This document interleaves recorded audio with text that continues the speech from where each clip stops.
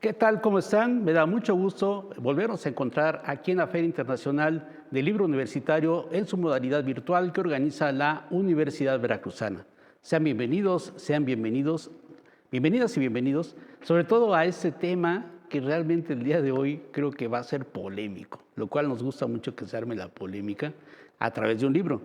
Y este libro, que también nos da mucho gusto que de nueva cuenta esté con nosotros en esta fila virtual, lo hace Malva Flores. Malva Flores tiene este libro que se llama Sombras en el Campus, Notas sobre Literatura, Crítica y Academia, que edita Bonilla Artigas. Los buenos amigos de Bonilla Artigas editan ese libro, que yo creo que no va a haber sido nada fácil que haya conseguido Malva que le editaran ese libro. Y ahorita vamos a comentar por qué. Y para comentar este libro, está Horacio Guadarrama con nosotros, que es el investigador del Instituto de Investigaciones Históricos Sociales, y por supuesto Malva Flores, a quien le damos la bienvenida. Malva, ¿cómo estás? Buenas tardes. Buenas tardes, muchas gracias por invitarme nuevamente. Muy bien, y Horacio Guadarrama, con quien vamos a empezar con Horacio para que nos dé sus comentarios iniciales sobre estas sombras en el campus. Horacio, ¿qué tal? ¿Cómo estás? Buenas tardes y adelante. Hola, buenas tardes, Germán. Pues adelante entonces, muchas gracias por la invitación. Un honor estar aquí presentando este libro de Malva Flores, recién premiada con el Premio Mazatlán de Literatura. Y bueno, como le decía ahorita, bueno, toda su trayectoria impresionante, por lo menos para mí. Y bueno, realmente con un libro muy, muy interesante. Yo, en la medida en que me fui adentrando en el libro, pues me fui repensando, reflexionando temas que, como dices, hemos platicado de alguna u otra manera. Eh, entiendo que el libro tiene como eje la literatura, la crítica literaria y bueno, la academia, por supuesto, relacionado con la academia, pero sin embargo hay muchos aspectos del libro que tienen que ver con temas que rebasan la literatura.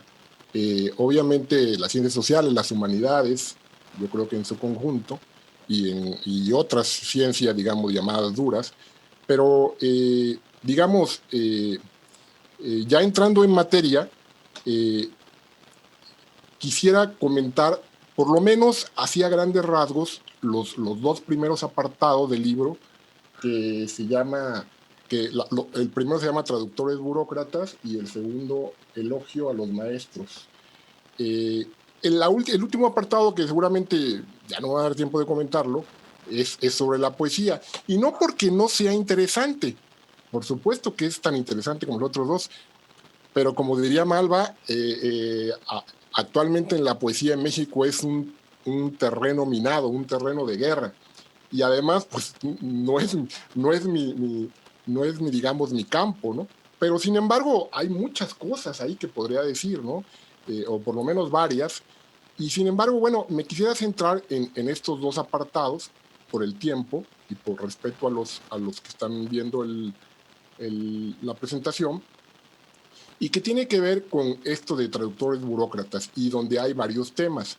Por ejemplo, empieza Malva con el asunto del ensayo, citando a Alfonso Reyes, ¿no? Quien decía que el ensayo era el centauro de los géneros, y que bueno, que ella, digamos, hace toda una reflexión al respecto de cómo el ensayo es un género, digamos, el género más libre, y era un género donde podíamos reflexionar sobre el hombre, sobre el arte, la literatura, y bueno, y que actualmente el ensayo tiene muchos detractores, eh, porque por ese afán de catalogación y de hacer taxonomía, pues ahora resulta que pues, el ensayo pues, se ha vuelto ensayo científico, ensayo literario, ensayo académico, ensayo creativo, ¿no? Y bueno, se le pueden agregar muchos adjetivos más. Pero, digamos, luego de hablar sobre este aspecto que es muy interesante, porque inclusive yo pensaba, eh, no solo eso, sino que el ensayo hasta se menosprecia, porque inclusive dentro de la academia cuando dicen ensayo, pues ensayo es así como algo menor, ¿no? Como que no tiene el nivel de un artículo, cuando yo pienso que es al revés, ¿no? Inclusive yo recuerdo que una investigadora alguna vez publicó con nosotros en nuestra revista, me decía, pero ¿por qué me pusiste en el apartado ensayo? Que digamos, era parte de una de las secciones de la revista. Digo, bueno, porque tu artículo es un artículo de reflexión que sirve, digamos, para ver a partir de tu experiencia una serie de aspectos, ¿no? Sobre el tema que estás tratando, etcétera. Pero no la convencí y bueno, tuvimos que hacer ahí circo, maroma y teatro para convencerla de que pues su texto era muy importante y que su ensayo era importante. Entonces, a ese nivel. Pero bueno, la otra cuestión que digamos que es un tema recurrente, digamos, que como dice Germán, hemos platicado, es todo este asunto de, digamos, de la especialización, de la homogeneización, del uso de lenguajes especializados, de un vocabulario casi críptico, eh, de ciertas palabras o tecnicismos, ¿no? que intentan suplir a lo que es digamos, el pensamiento más libre. Por eso empieza precisamente Malva con el ensayo. Y bueno, pues en síntesis, cómo el lenguaje dentro de las ciencias sociales y las humanidades, por lo menos, se ha burocratizado pues de manera espantosa, ¿no? De hecho, a veces es incluso difícil entender algunos textos, porque como le decía Malva, además de eso que se ha burocratizado el lenguaje, se ha perdido el amor por la lengua, el amor por la lectura, el amor por los libros inclusive, ¿no? Entonces, eso ha devenido pues, en una serie de textos que a veces son inleíbles, incomprensibles, que se te caen de las manos, ¿no? Y ahora pues todo está, digamos, en manos pues de un lenguaje, ¿no? Dice Malva, el mundo del re, ¿no? Donde el plagio, dice, no debería asombrarnos, está inscrito en nuestras líneas de investigación, en nuestras preocupaciones estéticas y en nuestro lenguaje cotidiano. Entonces, la literatura en su caso, por ejemplo, dice que se volvió un tema de estudio y no un asunto donde hay un asunto de comunidad, de reflexión sobre nosotros mismos. Y bueno, a partir de ahí, habla, por ejemplo, de cómo el lenguaje que se usa en ciencias sociales se ha adoptado a partir de la ciencia, de las ciencias duras y cómo ha colonizado este lenguaje y por eso mismo se inventan cada año, como dice Germán, conceptos que a veces, pues francamente se pueden decir de otra manera, ¿no? Siendo tan rico el idioma español, pero que se van quedando y cuando se da uno cuenta, pues ya hay que hablar de esa manera, no es posible hablar de otra forma, y si habla uno de otra forma, pues es visto uno con extrañeza, ¿no? Luego, este lenguaje, pues desgraciadamente, no solamente es adoptado por los profesores, sino pues es utilizado también por los alumnos, que creen que entre más crípticamente se hable, entre menos incomprensible sea el lenguaje, aunque no haya una narrativa, una historia, por ejemplo, en el caso de historia, pues la narrativa es muy importante.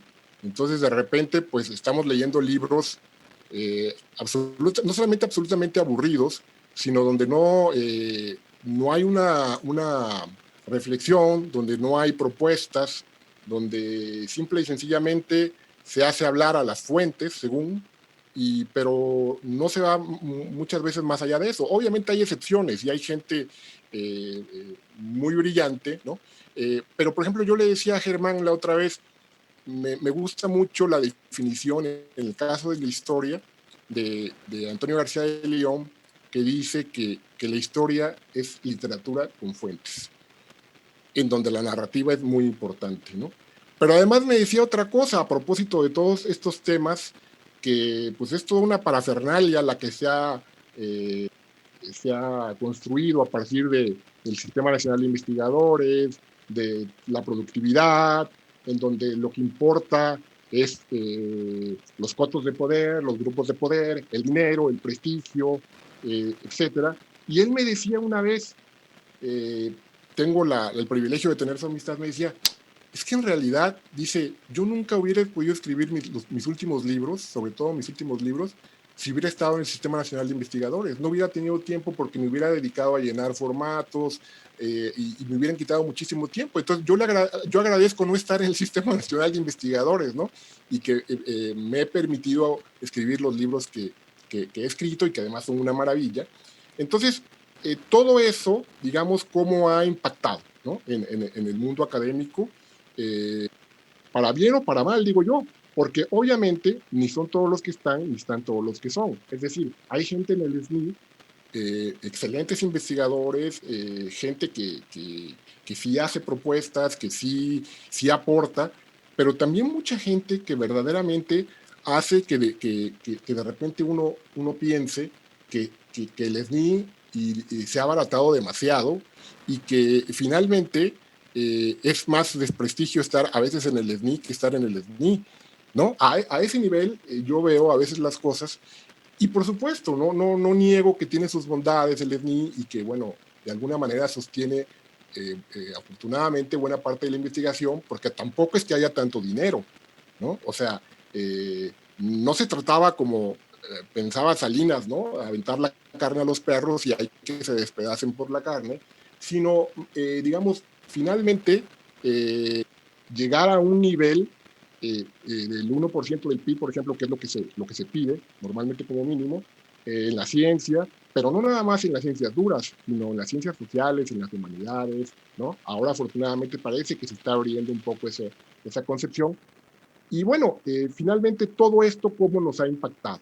¿No? ¿Cómo nos ha impactado y cómo tenemos que vivirlo y lidiar con él? Entonces, bueno, esto es así a grandes rasgos lo que Malva, digamos, pues aborda, ¿no? En este primer capítulo.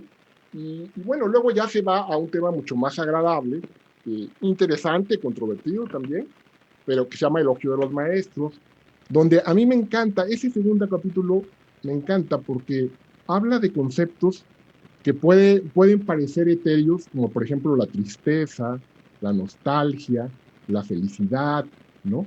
Y cómo ella nos va explicando, nos lleva de la mano a partir sobre todo en el ámbito de la literatura, para explicarnos cómo este tipo de, de conceptos, al parecer etéreo, se vuelven motores de la literatura, ¿no? Entonces, por ejemplo, yo le decía a Malva hace un momento, eh, yo cuando me dicen felicidad, pues yo pienso en mi infancia y en mi adolescencia, que seguramente fue la más feliz de mi vida, ¿no? Sin duda. En donde vivíamos un mundo donde no solamente no había la violencia que existe ahora, sino ni siquiera se hablaba, aunque ya había, obviamente, empezaba la contaminación, pero de nuestro planeta, pero todavía no se hablaba de eso, donde el mundo parecía, el tiempo parecía correr más lento, en donde, claro, no estoy hablando de todas las clases sociales, obviamente yo era de una clase media, ¿no? Acomodada, pero digamos, yo me formé en escuelas oficiales, entonces, digamos, al final de cuentas, había camaradería con mucha gente, en Córdoba, donde yo vivía, donde yo nací, podía uno conocer a mucha gente de todos los estratos sociales, hacer amigos, jugar. A mí me gustaban mucho los deportes, ¿no? El fútbol, el básquetbol, ¿no? Entre otros. Bueno, una vida, digamos, que no tiene nada que ver, ¿no? Con la vida de los niños de ahora, que a veces yo le digo a mis amigos, a veces me da tristeza, ¿no? En pensar en eso, pero a final de cuentas, bueno, eso fue lo que nos tocó vivir. Y bueno, estos motores de la literatura son muy importantes y Malva nos dice por qué en su libro y nos dice que todavía tiene la esperanza de encontrar a gente que crea como ella en el amor a la literatura, en la musicalidad de las palabras, en la arquitectura de lo escrito, ¿no? Pero yo le digo a Malva, en realidad no tienes que irte al polo ni a lugares más lejanos. Hay gente, yo conozco gente que ama los libros, que ama la literatura y que incluso que no está en la academia, ¿no? Y que yo creo que sí la hay, a pesar de que no se lee como uno quisiera en este país. Pero afortunadamente todavía hay gente. Entonces, y otra cosa importante es que, bueno, ya entrando en materia en cuanto a los autores, bueno, maravillosos autores, ¿no? A los que ella se remite, ¿no? Como Pitol, ¿no? Como Salvador Elizondo, como José Emilio Pacheco, como Octavio Paz, y que podrá uno no estar de acuerdo con ellos en todos sus conceptos, pero verdaderamente es una delicia leer esa parte, insisto, porque lo hacen a uno repensar, pensar. Por ejemplo, cuando habla de Pitol, polemista o el regreso a la casa común. Bueno, Pitol para mí pues es muy importante. Yo conocí a Pitol siendo un niño cuando lo veía en la casa de su padrino, el doctor de Menegui. Él se formó en Córdoba, por lo menos en la secundaria y en la prepa, y después lo llegaba a ver en vacaciones ahí en casa del doctor de Menegui, ahí en el barrio de San José, donde éramos pues, casi vecinos. Y bueno, Pitol siempre yo lo vi como alguien accesible por su familia, con la que tengo buena amistad, y obviamente, ¿no? Pues, Pitol se fue transformando en un gran escritor, ¿no? En la medida en que pasó el tiempo. Y por ejemplo aquí lo trae a colación a propósito del coloquio de invierno, ¿no? Donde había un enojo de Octavio Paz por el uso de los recursos públicos por parte de un grupo intelectual privado, ¿no? Pero fíjense, es curioso porque este coloquio de invierno no era la primera vez en que había ese uso. En realidad, la tradición, digamos, en México, por lo menos de las revistas y de los periódicos, era que todos esos periódicos y esas revistas, los que salían era porque hablaban a favor del gobierno en turno, en este caso de la época de la dictadura perfecta, diría Vargas Llosa, ¿no? Del PRI. No se podía hablar en contra del presidente, eso era imposible. Entonces, digamos, no era nuevo, aunque verdaderamente ya en esa época, en el 92, que es cuando tiene lugar el coloquio, pues ya era un escándalo, ¿no? O sea, realmente era terrible. Ahora, lo de los libros de texto que menciona Malva, me hizo recordar mucho esa polémica, sobre todo lo que tiene que ver con los libros de historia, ¿no? Porque estos libros de historia, como ustedes saben, estuvieron a cargo de Florescano, Enrique Florescano y Héctor Aguilar Camín, y bueno, fue todo un escándalo, se dijo que eran libros emergentes, dijo Cedillo que era el secretario de Educación Pública, etcétera, ¿no?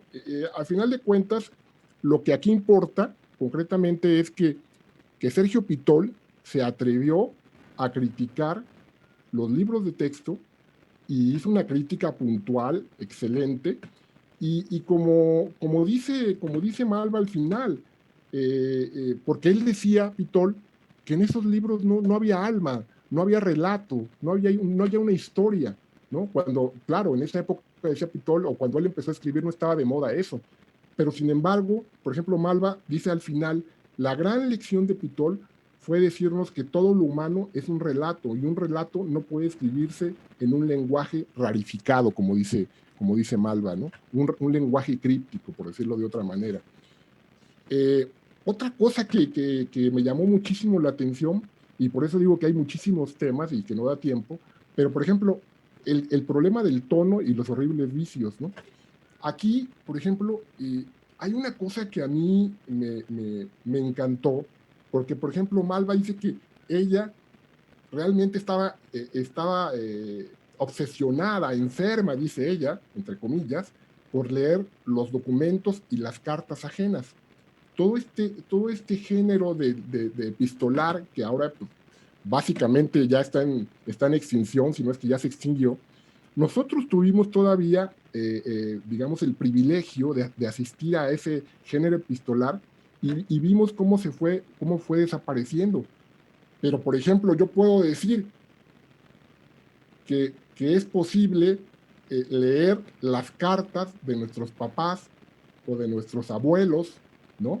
Y a partir de ahí descubrir una serie de cosas. Como Malva dice, es que realmente las cartas y este tipo de documentos o diarios nos permiten no solamente entender al escritor, sino entender el mundo del escritor, incluso hasta el contexto que lo rodea a nivel incluso país, no solamente de su región o de la Ciudad de México. Es muy interesante y esto, como se me hizo muy parte como de lo que yo hago, de la historia, porque por ejemplo para los historiadores las cartas son una fuente preciosa que no existe en otro tipo de archivos, ¿no? Entonces, poder tener acceso a un archivo de cartas es un privilegio realmente, ¿no? Y como diría Malva citando a Rubén Blades, sorpresas te da la vida, porque a partir de las cartas uno puede lograr muchas cosas, ¿no? Puede, por ejemplo, esta cita de Alejandro Rossi que hace Malva es maravillosa, ¿no? Por ejemplo, esto que dice, el tono es la pequeña brújula que tenemos al escribir un cuento, ¿no? Algo así dice, ¿no? Dice que el tono es una sensación verbal que se parece mucho a la intuición musical. Claro, porque cuando uno está escribiendo y ya está uno tan metido, es muy importante encontrar el tono, ¿no? Estos conceptos que parece que no tienen sentido y parece que no explican nada, pero lo son todo. Es un motor de la escritura, diría Malva, ¿no? Entonces, por ejemplo, ese tipo de cosas nos encontramos ahí, o por ejemplo, esto que dice Malva, ¿no? También precioso, que dice un poema, una novela, una línea nos puede salvar la vida. Yo pienso también que sí, ¿no? Que al final de cuentas el arte y la literatura es lo importante, diría Elizondo, ¿no? Yo creo que a final de cuentas, digamos que el arte y la literatura no necesitan de este lenguaje colonizador que viene de la ciencia y que hemos adoptado tontamente, ¿sí? Muchas veces sin pensarlo, sin reflexionar, y nos pone el ejemplo de José Emilio Pacheco, ¿no? Que José Emilio Pacheco, bueno, su inventario, ¿no? Su inventario que afortunadamente ya está editado y hasta en disco digital, ¿no? En un momento, dice ella, en que el periodismo literario no estaba en boga, que lo veían con desprecio, resulta que a José Emilio Pacheco se le ocurre hacer su inventario y era como una torre, dice Malva, desde donde él nos daba una cátedra para vergüenza nuestra de todo lo que implicaba, de toda la importancia que tenía la literatura, y nos hablaba de escritores, de libros, de una serie de temas, digamos, nodales para la literatura y para la historia de la literatura. O, por ejemplo, esto del escritor de cuadernos de Salvador Elizondo, ¿no? En donde, por ejemplo, habla de la tristeza que provoca la melancolía, que a su vez es un motor de la escritura. Estos diarios que se bifurcan, ¿no? En cuadernos, y que cuando oí cuadernos me hice recordar a Leonardo da Vinci, porque Leonardo da Vinci, fíjense ustedes, Leonardo da Vinci escribió sus cuadernos maravillosos y nunca los publicó. Y él fue inventor de muchas cosas y sin embargo no se le reconoció porque a él no le interesaba eso. Él era una persona sumamente curiosa, él estaba metido en lo suyo, iba de una cosa a otra, para mí es uno de los grandes genios de la historia universal, ¿sí? Pero entonces cuando estaba hablando de Elizondo yo hacía relación con Da Vinci y bueno, Elizondo dice una serie de cosas muy interesantes, ¿no? Otras quizá pudieran no ser muy afortunadas, pero aún así son, viniendo de Elizondo, todo lo que haya dicho. Entonces, bueno, nos habla de un montón de asuntos que tienen que ver con la literatura, incluso nos habla del amor, no solamente de la melancolía, nos habla de los premios, ¿no? De los famosos premios que hay que tener. Él decía, si no hay relaciones públicas y no hay amigos, a propósito del premio Rómulo Gallegos que se le dio a Fuentes, pues entonces no se gana un premio, decía él, ¿no? Críticamente, ¿no? Entonces, digamos, esta es una parte muy rica del trabajo de Malva y de cómo los diarios digamos, nos permiten acceder no solamente al escritor, repito, sino a su tiempo. Y bueno, por ejemplo, dice cosas Elizondo como esta, por ejemplo, que tienen que ver con la cuestión de la democracia. Dice, ¿por qué tiene razón la mayoría? Dice, si lógica si la lógica dice que los que tienen la razón son una minoría. Dice, ¿por qué? Porque la verdad es más rara que el error, ¿no? Entonces, a mí me dio mucha risa eso. Digo, es muy serio, pero digamos, obviamente, pues en México, por ejemplo, donde tenemos una democracia incipiente, por decirlo de una manera, bueno, decir estas cosas puede parecer algo como que no tiene sentido, ¿no? Pero en realidad, bueno, a final de cuentas, la democracia, pues es lo que nos permite, digamos, no vivir como perros y gatos, ¿verdad? Y más o menos estar de acuerdo en ciertas cosas básicas. Pero a final de cuentas, insisto, pues esta parte del libro es muy interesante. Yo hasta aquí la dejaría para ya no extenderme, solamente diciendo que, bueno, la tercera parte, que es el elogio de los maestros, y donde nos habla de la poesía, de cómo está el estado de la poesía, de cómo ven los poetas a los poetas de antes, nos hablan por ejemplo, del canon, por ejemplo, ¿no? Ella dice al final, bueno, al final de cuentas, a pesar de lo que digan, los poetas actuales, el canon existe. Y bueno, incluso, por ejemplo, en esa parte de los poetas habla, por ejemplo, de cómo las instituciones culturales se han burocratizado. Y bueno, yo lo viví porque yo trabajé en el IBEC un tiempo. En fin, cómo se manejan las cosas ahora desde el ámbito cultural. Yo creo que es muy interesante y bueno, cerraría mi participación. Yo quisiera hacerle 3 preguntas o 2 al menos a Malva, si esto es posible. Una, por ejemplo, que ella afirma en su libro que ella ya no va a concursar ni ser jurada en ningún certamen, cosa que es, vaya, está muy bien. Ahora, sin embargo, y muy a pesar suyo, le dieron el premio Mazatlán y yo la felicito. Y bueno, ¿qué piensa ahora de eso? La otra es, por ejemplo, yo viendo el trabajo de Malva, no me imagino cómo le hace, realmente no sé cómo le hace, cuál es su secreto, para ser investigadora, incluso creo que del SNI nivel 1, y a la vez ser creadora, ensayista y poeta, cuando, como dice ella, a veces muchos investigadores desprecian, ¿no? A los que son creadores, ¿no? No digo en la UB, porque afortunadamente en la UB tenemos un instituto de investigaciones lingüístico-literarias muy importante. Bueno, no solamente, bueno, ahí está investigadores muy importantes, pero bueno, también están gentes como creadores, como Malva o como José Luis Rivas, y bueno, tenemos a Pitol. Pero la otra es, ¿qué fue lo que le empujó a ella a ser poeta? ¿Cómo decidió ella dedicarse a la poesía? Y si ella tuviera la oportunidad de dejar a un lado la academia y tuviera, digamos, los recursos económicos, ¿se dedicaría de lleno a la poesía y el ensayo? Es todo un comentario. Yo espero que haya servido como digamos, para abrir boca y para hacer atractivo o más atractivo de lo que es el libro de Malva. Muchas gracias. Aquí lo dejo. Sí, muy bien, Horacio. Gracias por tus palabras y por la lectura que haces de este libro de Malva Flores, que exploramos o la conocemos en su trabajo de ensayista. Y creo que aquí hay algo fundamental, Malva, que tiene que ver con las palabras y las ciencias sociales que ya se ha estado comentando. Entonces, lo que siempre a veces nos preguntamos, Malva, y realmente agradezco y me parece muy valiente tu posición en este libro, es en qué momento nuestros caminos en las ciencias sociales perdieron el camino o se fueron por otros lados. Hay que tener en cuenta que la palabra como tal, pues lleva nuestros sentimientos, lleva nuestro conocimiento y sobre todo lleva el sentido de comunicarnos con nosotros, comunicar nuestro pensamiento, comunicar nuestro conocimiento y nuestra sensibilidad también.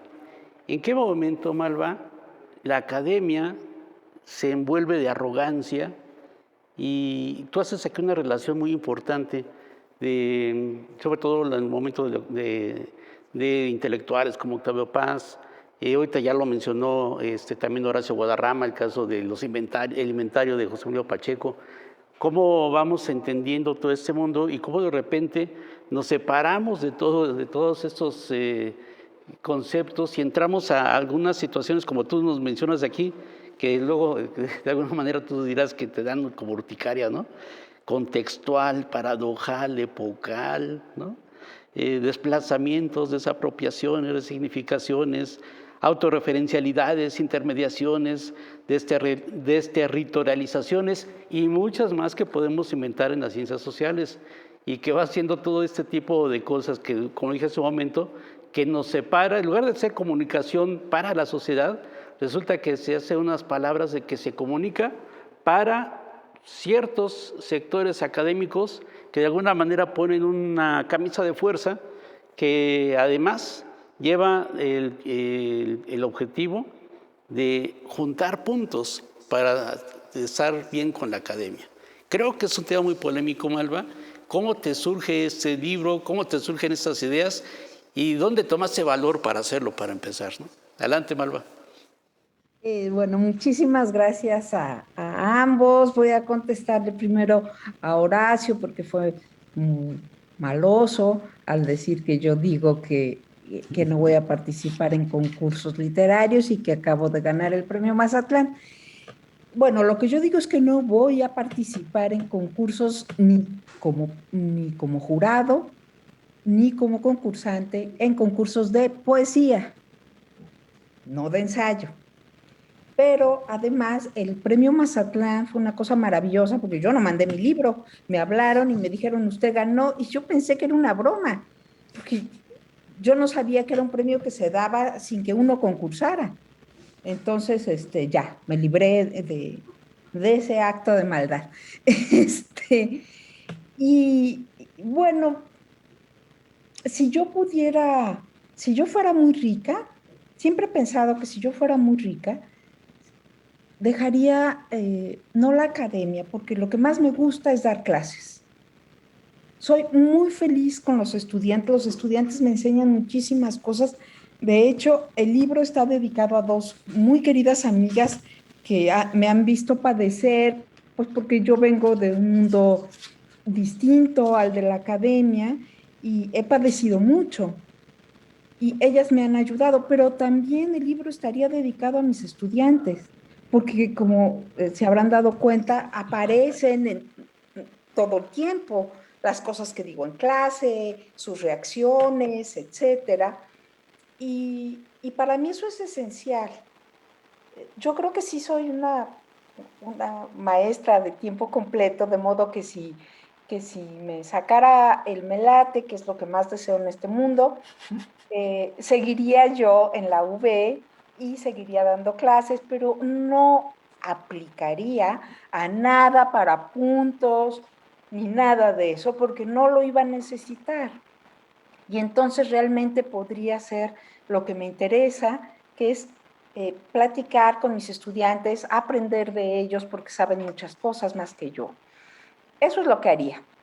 Ahora, con respecto a lo que dices, Germán, ¿de dónde saqué valor? Pues quién sabe, lo que pasa es que te dije que no me preguntaras estas cosas, porque siempre soy políticamente incorrecta.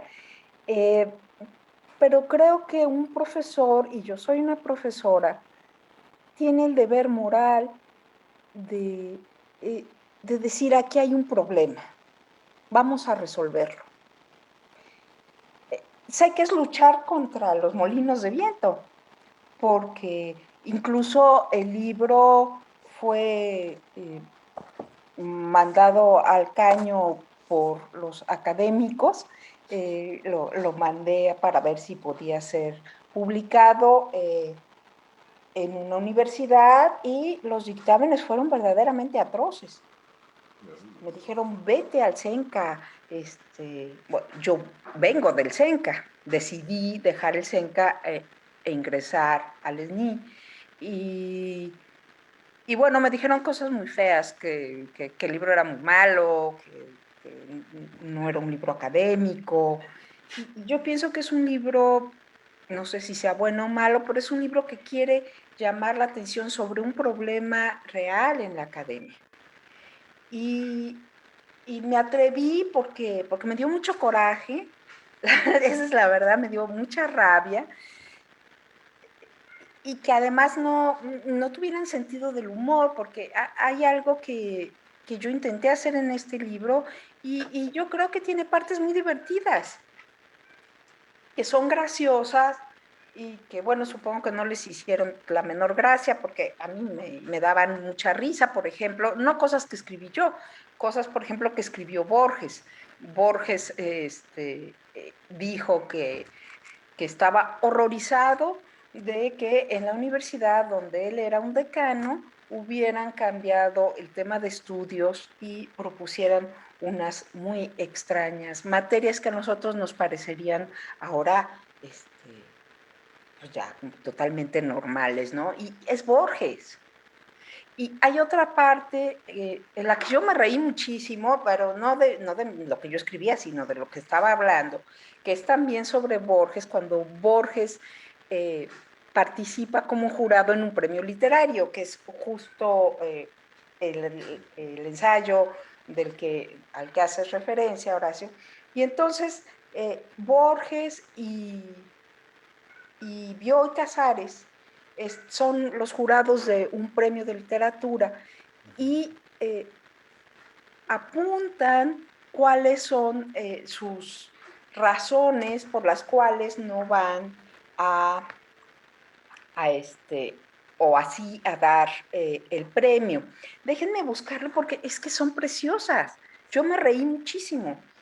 Eh, Transcribo entonces los juicios de Borges y Bioy que van llamando así a los participantes o a sus obras. Perplejidad sintáctica, mejor que otros pero insensato, inepto y escolar, no, tampoco, autóctono y prescindible, superior a los anteriores, malo, malazo, curiosa ortografía, irresponsable rimador, caótico, patriótico masilógico, ilustrado y pésimo, preocupado con cabello, no logra el acierto, inepto, incoherente, enérgico y tosco, fable, enfático y agrícola. Ese me encantó, el de enfático y agrícola.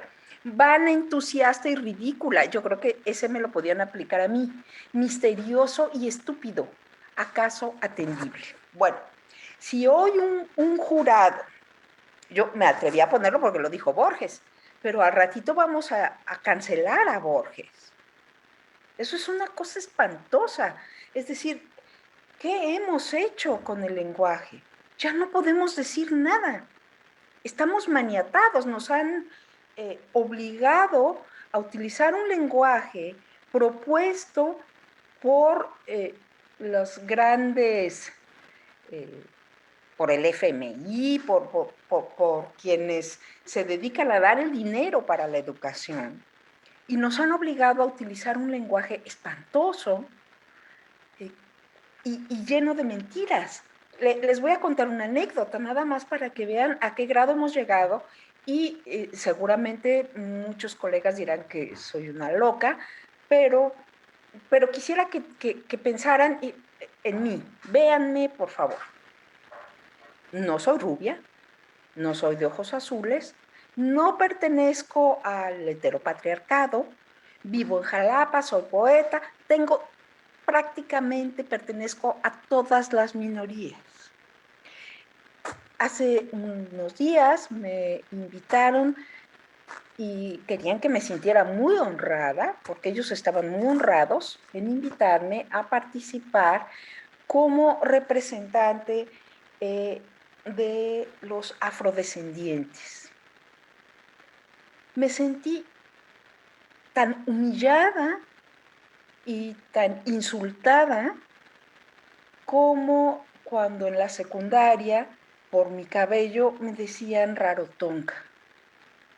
Es decir, nosotros decimos que son los afromexicanos, como yo, para no decirme negra, pero me lo están diciendo. Lo que están haciendo es decírmelo, pero vestidos con el ropaje de la condescendencia académica. Y eso me parece un insulto. Es un insulto. Soy una persona. Y le contesté, muchas gracias, soy mexicana. Porque yo sí creo en esas cosas. Yo sí creo en que soy mexicana y soy tan mexicana como el más güero de rancho o de no rancho que aparezca. Entonces, hemos pervertido el lenguaje y creemos que somos políticamente correctos cuando lo único que hemos hecho es decir eufemismos o palabras raras que no dicen nada y que no hablan de lo que somos en realidad. Bueno, no quería ponerme trágica porque en realidad el libro tiene partes que yo quise que fueran graciosas para que se rieran y no se enojaran tanto mis colegas, pero sí se enojaron.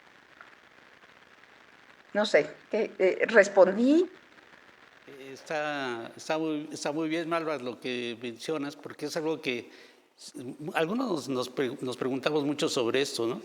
Y hay algo también muy importante que mencionas en este libro, que de repente puede haber autores que pueden desaparecer por los criterios de poner una situación maniquea, que ya son buenos o malos.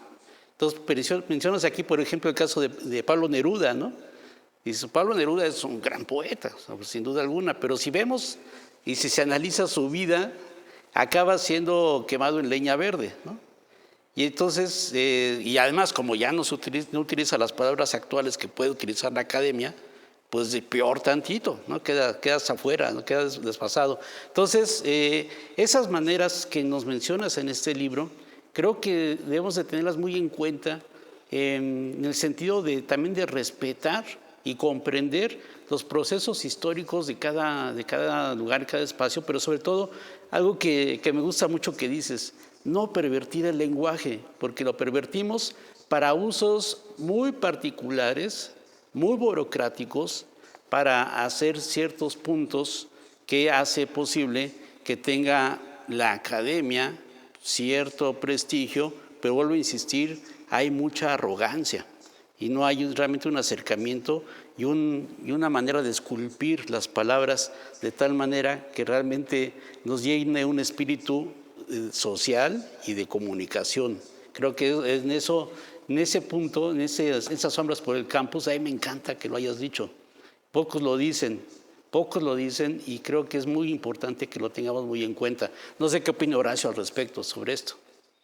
Sí, sí, sí, a propósito de, por ejemplo, el uso de eufemismos, ¿no? Por ejemplo, ahora ya no somos viejos, somos adultos en plenitud, ¿no? ¿Qué es Este, eso? somos, ya no somos cojos, somos gente con eh, capacidades diferentes, ese tipo de cosas. No recuerdo, yo recuerdo un autor, ahorita se me va el nombre, pero que escribía mucho en el Financiero cuando en la época de Roura, que justo precisamente en esa época fue cuando la primera vez vi que le daban un premio o algo a Malva, salía la foto inclusive ahí, yo participaba, colaboraba de repente, no recuerdo quién escribía cosas de ese tipo, donde hacía este tipo de análisis de la lengua. Se me va el nombre en este momento, pero sí, ciertamente eso es por un lado, ¿no? Y por el otro, lo que platicaba hace rato con Malva, ¿no? Este Frankenstein que se ha creado, que hemos creado, o que nos han impuesto, y que ya se nos fue de las manos. Inclusive yo he visto personalmente cómo estudiantes se han ido transformando más bien más para mal que para bien, y cómo se han vuelto unos seres soberbios, poco amables, que maltratan a sus alumnos, en lugar de, como dice Malva, aprender de ellos, ¿no? Yo, por ejemplo, no doy clases, ¿no? Porque sería malísimo dando clases, seguramente, pero por lo menos no les hago daño. Pero a mí, inclusive Germán lo sabe, cuando me han buscado estudiantes, yo con gusto, con mucho gusto los atiendo, los ayudo.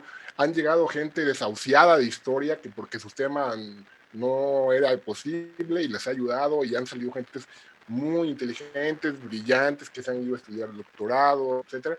Y eso a mí me da gusto realmente. Es más, Yo creo que una preocupación principal ahora en la academia es que nosotros, si somos profesores, que los alumnos que tenemos que lleguen a ser mucho mejores que nosotros. Ese sería el objetivo para mí. No ponerles obstáculos, maltratarlos, usarlos, humillarlos, etcétera, que yo lo veo cotidianamente en la academia. Entonces, realmente a mí me da mucha pena todo eso, pero yo no puedo hacer gran cosa excepto tratarlos bien cuando llegan a mí y ayudarlos en lo que puedo. Pero yo, la verdad, me congratulo de que existan maestros o maestras como Malva, que tienen otra forma de pensar, otra mentalidad, otra idea de las cosas y que además sea su pasión dar clases. Eso me parece maravilloso, porque ser maestros es una vocación que en países como Finlandia es un honor ser maestro, ¿no? O sea, realmente no todos podemos ser maestros como no todos podemos ser investigadores. Ahora quieren porque, por ejemplo, otra de las cosas es que la academia se está volviendo en una fábrica de desempleados. O sea, ¿a dónde van a dar nuestros alumnos después de que estudien maestría y doctorado? Bueno, yo veo con tristeza algunos que regresan y acaban siendo ayudantes de los profesores que tuvieron en licenciatura. ¡Qué horror! ¿No? En lugar de que se les diera oportunidad. Yo, por ejemplo, a veces pienso, ¿por qué en la universidad siguen trabajando? No en la UB nada más, en muchas universidades. Gentes que tienen, no sé, ya gentes que no producen, que no hacen nada. Yo no me refiero a la edad. La edad es lo de menos, es la actitud. Es que ya gente que no hace nada está obstaculizando que entren gentes jóvenes muy brillantes y entonces resulta que pues esos alumnos no tienen para dónde y no hay tantas plazas.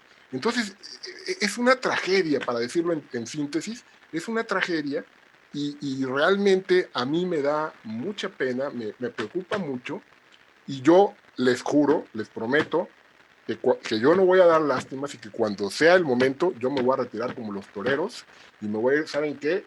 Muchas gracias, ahí nos vemos, pero la verdad es que hace falta una renovación de la universidad, en este caso la veracruzana, pero de otras también, y gente joven, nuevas formas, pero gente joven que verdaderamente no sea soberbia, que todo lo que ya dije, ¿no? Entonces, yo creo que por ahí también es otro de los temas que de alguna u otra manera Malva le entra al análisis y yo creo pues, por lo menos si no estamos de acuerdo, por lo menos hay que reflexionarlo, pensarlo, platicarlo, ¿no? Y ser mejores, ¿no? Como profesores, como investigadores, eso es lo importante. Sí, adelante, Ese era Malva. mi Sí. propósito, ese era mi propósito, llamar a la discusión, porque pues, somos investigadores, somos académicos, deberíamos discutirlo. Me gustaría responderle a Germán sobre por qué, en qué momento pasó eso. Eh, yo creo que ocurrió cuando nos dio miedo como académicos ver que no teníamos herramientas científicas, y digo así porque mis padres son físicos, sí sé lo que son las herramientas científicas, no podemos comprobar. Nosotros, con nuestro trabajo, en el caso de la literatura, eso. Entonces, decidimos que vamos a hablar en nombre de los que no tienen voz, pero no nos importa que los que no tienen voz nos lean. Esta es una paradoja de locos. Es decir, nosotros buscamos defender a las minorías. Pero las minorías no van a entender absolutamente nada de lo que digamos, pero no importa porque las estamos defendiendo y por lo tanto somos buenas personas. Y de ahí nace esa soberbia.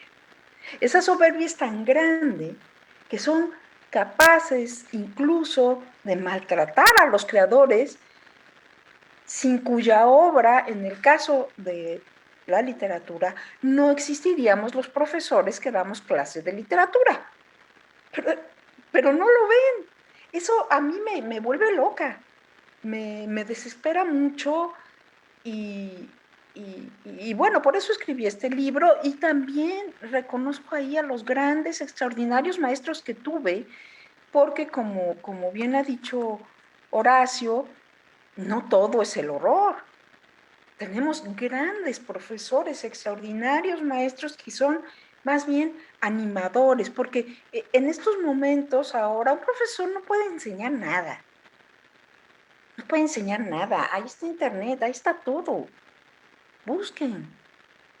Lo único que puede hacer es transmitir entusiasmo y una lectura diferente del mundo.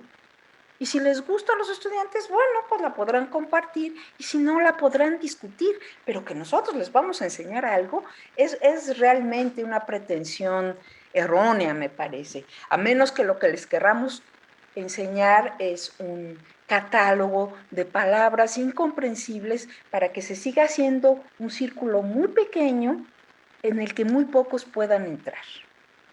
Creo que ese es el problema real.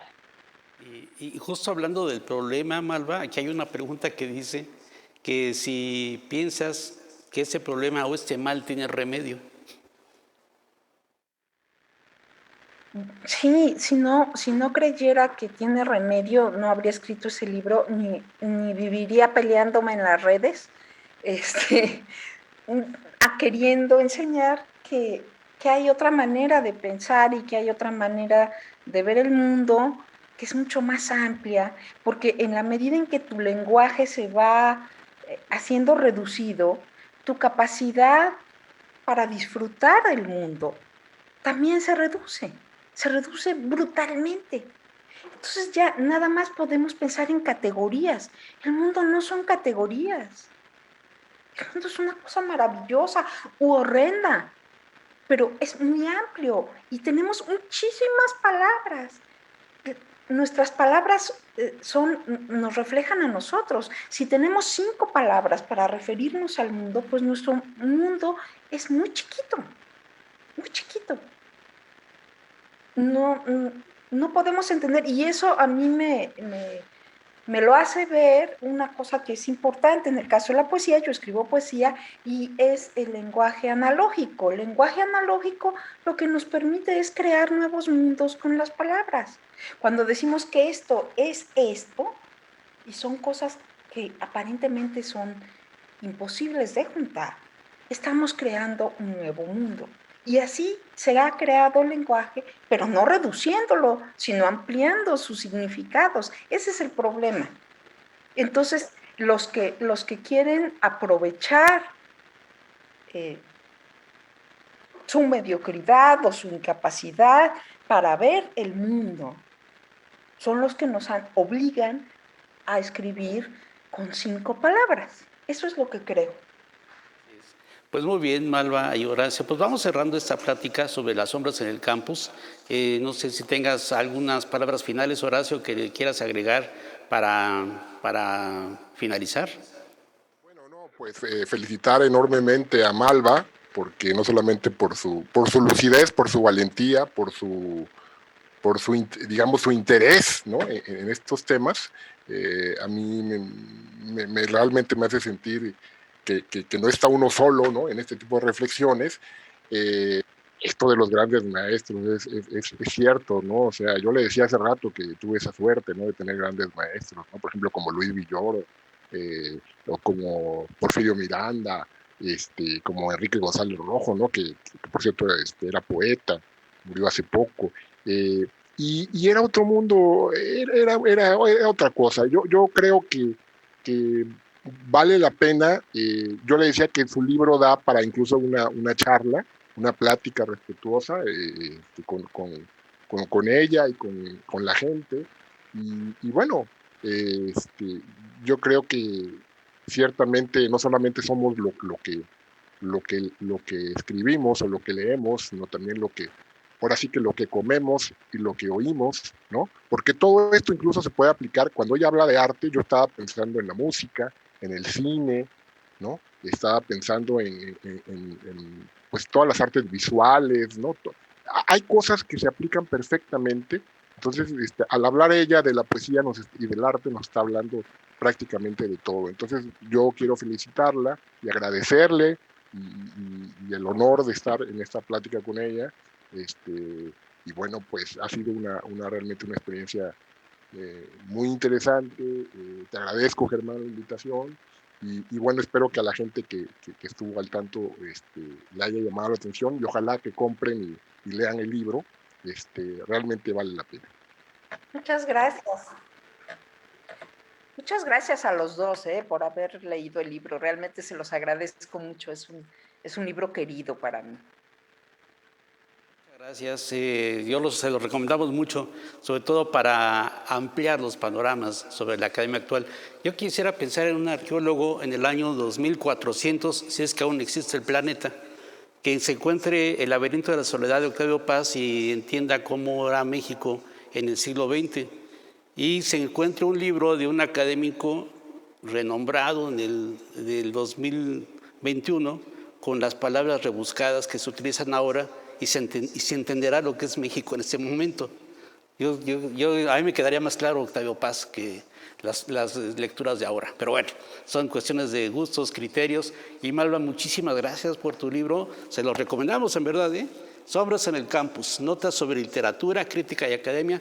Además, en los dos últimos capítulos hace un bonito recuento de la poesía actual en nuestro México, Malva Flores, que también vale mucho la pena verlo. Ese libro, que es de Bonilla Artigas, se puede encontrar, por supuesto, en la página de Bonilla Artigas, pero también en la red de librerías independientes, la RELI, y aquí en Jalapa, de manera particular, está en la librería Hiperión.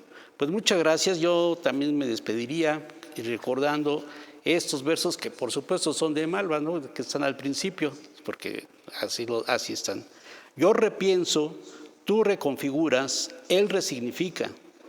Nosotros reformulamos, ustedes recontextualizan, ellos repongan lo que corresponda, nadie crea nada, todos simulamos.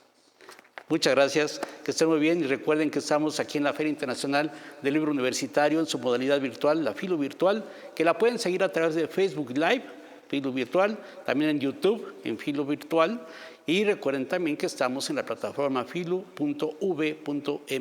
Muchas gracias, estaremos en otro momento, en otra actividad de nuestra Filo Virtual. Hasta luego.